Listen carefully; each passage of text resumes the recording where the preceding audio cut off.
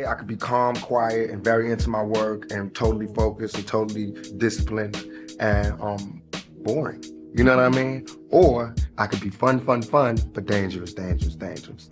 Was there a chance for Tupac to stay alive and delight all his fans with his creativity if he didn't have Suge Knight and Death Row in his life?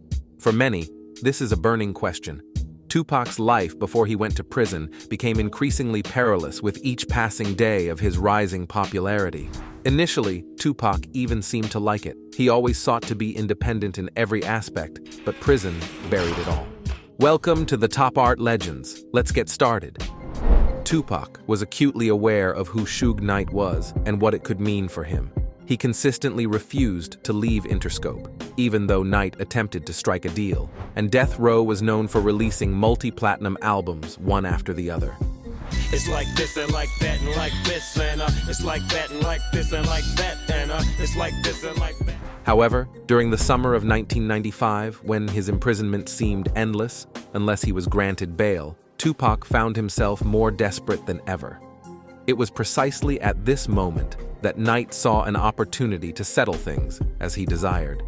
Tupac was drawn closer to death because it had always been alongside Suge Knight. For Death Row, this was not only an enticing opportunity, but a vital necessity to have Tupac in their roster. In 1995, I told Suge Knight, I said, Suge, get Pac out of prison, have him come join our team at Death Row Records, you know. One of the company's biggest stars, Snoop Dogg, faced trial for murder, and there were rumors circulating on the streets that Dr. Dre was leaving the label. Postscript: he did leave at the beginning of 1996. Dre departed the label, citing Suge Knight as becoming corrupt, dishonest, and uncontrollable. And Knight probably knew that Tupac, after his prison stint, would become even more popular, and for his audience, he would be even more alive and closer than ever before. The Death Row lawyer, Kenner, drafted a 3-page agreement, which Tupac signed. Remarkably, a week later, by a remarkable twist of fate, the New York appellate court granted him bail.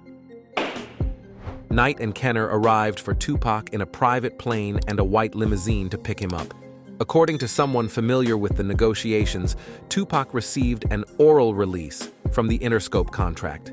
As for the handwritten document by Kenner, Ogltree, Tupac's attorney, who saw it much later, stated it wasn't a legal contract.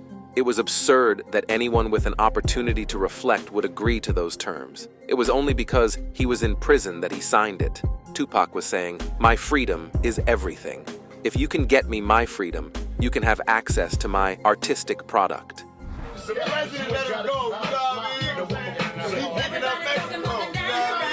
He worked the longest hours, became the biggest star. He would become a superpower within the Death Row-dominated world of gangsta rap. Just 9 months earlier, he had said, "Thug life to me is dead." Now he embraced it. Pac was like a chameleon, Syke says, echoing a common view among Tupac's friends. Whatever he was around, that's what he turned into. And when he got around Death Row, he tried to be that. And Tupac's a legend. Like I said, Tupac wasn't born, he was sent to us. The combination of Tupac and Knight was explosively volatile. Each activated and complemented the most explosive elements in the other. Those who knew Tupac well said that his signature extravagance became even more pronounced. Fashionable attire, gold and diamond jewelry, Rolls Royces, 4 of which were purchased to celebrate Snoop Dogg's acquittal on murder charges, as well as a large entourage of women.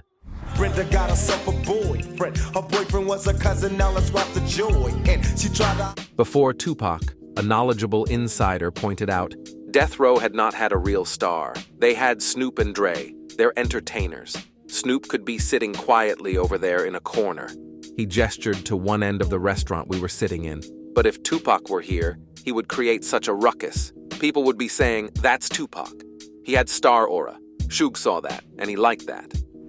When Tupac emerged from prison and joined the Death Row group, he likely did more than anyone else to fuel the flames of the highly publicized rivalry between East and West Coast rappers. Despite all the posing, displays of bravado, and claims to honor, it was primarily a rivalry over money. Rap was born on the East Coast, but starting in the late 80s, gangsta rappers from Los Angeles were more successful.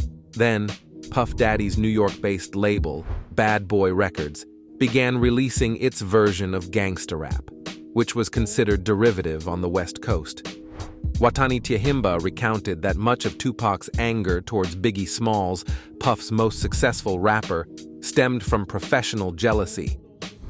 Tupac was in jail while Biggie's single One More Chance was topping the charts. First I talk about how I dress is this and diamond necklaces, stretch Lexuses, the sex is just a map. The trouble with what Pac was doing with this East Coast, West Coast thing was it was just something that got out of hand, a publicity thing. But brothers in the street think something is really going on, and they're gonna die for it, Syke contended. Pac was like a person starting a fire, and it got out of control. When the war between the East and West Coast was merely verbal, it was beneficial in terms of marketing opportunities.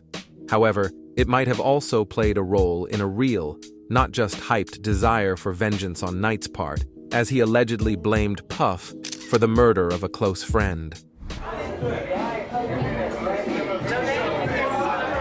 The hostility reached a new level during a Christmas party in 1995, hosted by Death Row at Chateau LeBlanc in the Hollywood Hills. Reportedly, New York record promoter Mark Anthony Bell, a partner of Puff Daddy, was lured upstairs to a room where Knight, Tupac, and their entourage were drinking.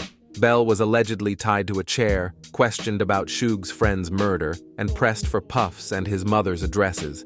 Supposedly, Bell was beaten with broken champagne bottles, and Knight reportedly urinated in a cup and told Bell to drink from it.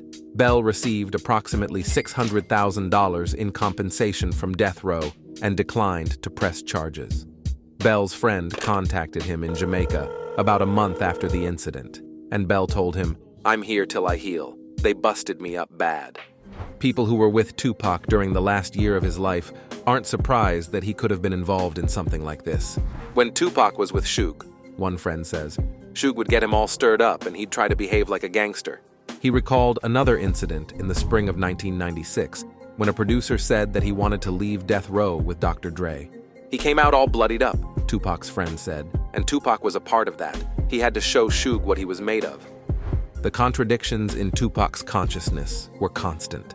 Having committed numerous criminal acts with Suge Knight, Tupac was irreversibly tied to him. This, of course, was Suge Knight's plan, to completely seize control of him. This is the type of things that young black males can do. We could do anything. Meanwhile, Tupac naively began making plans for his future outside of Death Row. In February, Tupac decided to establish his own production company named Euthanasia and asked his old friend to come and manage it. However, he failed to realize that there was no longer any possibility to break free from Suge Knight's control. The contract Tupac signed in prison not only stipulated that he would become an artist at Death Row, but also that Knight would become his manager and Kenner, his attorney. However, Tupac requested Charles Ogltree to continue representing his interests. Ogltree repeatedly wrote letters to Death Row, requesting to see the contract Tupac signed in prison and to negotiate the terms of an official contract under more favorable circumstances. However, all his efforts were in vain. Ogltree said, "We should have been able to close the deal, but it was never possible. We had to go through the record company. It was as though he had no life except that given to him by Death Row." In other words, a contract akin to slavery. At the end of spring, according to Ogltree, Tupac was meticulously planning his escape. He had Euthanasia, he had the Outlaws, he had his movie deals. He was building something that was all to be part of one entity. He had a strategy. The idea was to maintain a friendly relationship with Suge, but to separate his business. I'm out. I'm out of Death Row. The precedent of Dr. Dre leaving Death Row didn't seem particularly promising. Look at Dre, Ogltree says. Such a brilliant, creative musician. He started Death Row, and in order to get out, he had to give up almost everything. Now what would it take for Tupac, the hottest star around, whose success was only growing? From a legal standpoint, Ogltree said, it was not so difficult. The contract signed in prison could be challenged, but you have to live after that. It was a question of how to walk away with your limbs attached and bodily functions operating. Tupac, your life has been marred by considerable pain. Do you think you'll ever get to the point where you can live a normal, happy life? Nah.